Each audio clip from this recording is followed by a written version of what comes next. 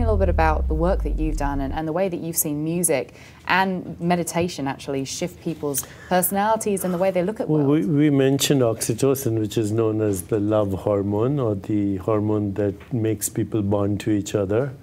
So right there's a bonding that comes with the experience of sharing music together, but even more important, producing it together. And then you have these opiates that are secreted that cause you to feel a little bit intoxicated. But it's a different kind of intoxication. It's the intoxication of love and understanding and compassion. So I think you mentioned world leaders. World leaders have a lot to learn. The United Nations has a lot to learn. Politicians have a lot to learn from what these guys are doing. And I wasn't being facetious. These are the future leaders. And these are the leaders of tomorrow. But, you know, in the meantime, I think our current leaders need to take a lesson. Xander Pierre says humanity will grow if there is peace in the world. Micah, you know, talk to me a little bit about this sort of in reverse as well, because, you know, I feel like if there's more peace, then there's actually a greater understanding of humanity. It's really, it goes both ways. And I think that's really one of the fundamental things is that you both need to create conditions in order for people to feel like they can realize one another's common humanity, create those processes. And then the more people realize one another's common humanity, the easier it will be to replicate those conditions. And one of the things that we try to do in the chorus is obviously on our very small scale, is to create this kind of alternate reality, is to create a model, is to create a new community that could set an example for what we would like to see Jerusalem look like. You know? That what is that? What does that look like? I mean, again, I think I have my ideas, and certainly Shifra and Georgette have a lot to say about that, but I think a fundamental thing about our vision would be equality, first of all. That's a fundamental tenet of the chorus, is that everyone is equal. We don't, not everyone in the chorus even speaks English or Hebrew or Arabic.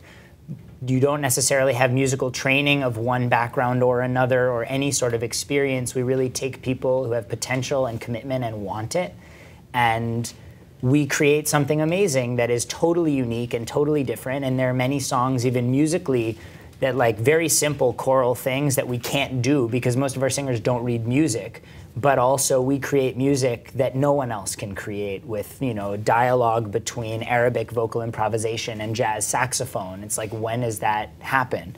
And that's what we did at the beginning of Imagine this morning, to really personalize it in an expression that you don't hear, you know, in other places. So really sort of creating the kinds of conditions for saying, if people did this in their own spheres, and if this could be adopted in different levels, there are many principles that we try to really establish and grow in the chorus that I think can really be applied in many places in Jerusalem and honestly anywhere. I've got a comment from Kringle who's watching. It says, peace by festival, good food, good music, shared cultures, and good experience. That's what world leaders need to do. They should go out for Chinese food together. Exactly.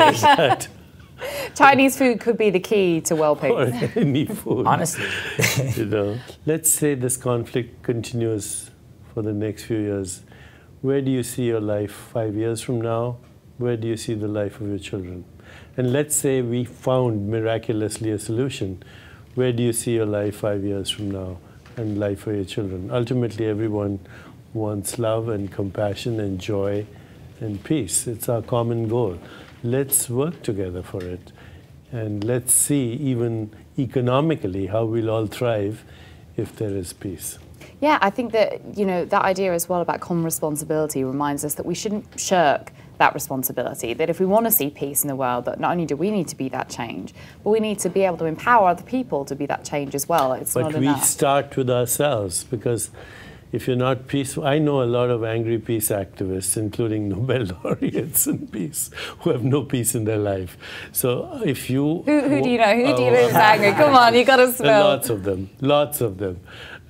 You have to be peaceful if you want to create peace. If you want to create love, then you have to know how to love. As Mahatma Gandhi said, you have to be the change you want to see in the world. There's no shortcut to it.